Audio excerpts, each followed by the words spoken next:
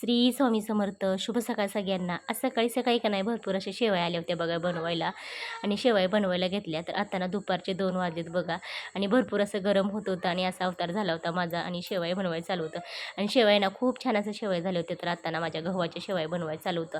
आता ह्याच्यामध्ये ना अजिबात गरा मिक्स केला नाही बघा, फक्त गव्हाच्या होत्या. खूप छान असं आपल्या शेवया होत होत्या आणि आपल्या शेवया बनवून होतात का नाही तोपर्यंत जेवढ्या वाळतील ना तेवढ्या असं साईडला काढून ठेवायचं चालू होतं माझं.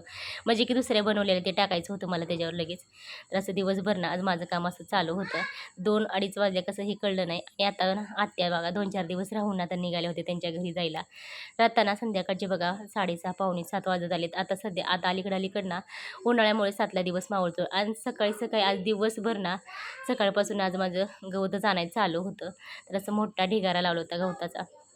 आणि आता ना सगळी कामावरून बघा असं गिरण चालू वगैरे केली. तर दळणं दळायला घेतल्यात. माहीत नाही माऊलीचे पप्पा कधी येतात ना, असं भरपूर सारी दळणं आली होती. मग काय असं दळणं आल्यानंतर ना स्वयंपाक काय बनवायला घेता येत नाही आणि दळणं दळावी लागते ती.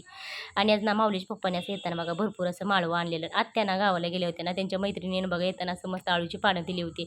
आता मला असं वाटत होतं की अळूची पानं आहेत का ही शोची पानं आहेत हेच मला काही कळत नव्हतं. आता ही पहिल्यांदाच बघते बरं का मी अळूची पानं. तर तुम्ही मला नक्कीच कमेंट बॉक्समध्ये सांगा तुम्ही म्हणजे की तुम्ही कधी बनवले असेल. तर मी तर कधी बनवलं ना, ते पहिल्यांदाच बघते.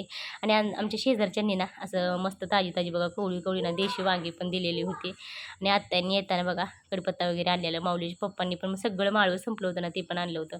आणि आता ना आपल्या अक्षरचा असं स्वयंपाक चालू होता बनवायचं. जसं की मी चपात्या भाजी बनवते ना, तसं त्याच पद्धतीनं तिचं पण बनवायचं चालू होतं पीठ वगैरे मळून. तर मी जशी वांग्याची भाजी बनवते ना, तसं तिने पण वांग्याची भाजी बनवलेली आहे. तर आता घ्या समजून. असं मस्त बेत होता संध्याकाळच्या जेवणाचा. तर या मस्त सगळे जेवायला मस्त वांगं आणि चपाती. Bye bye.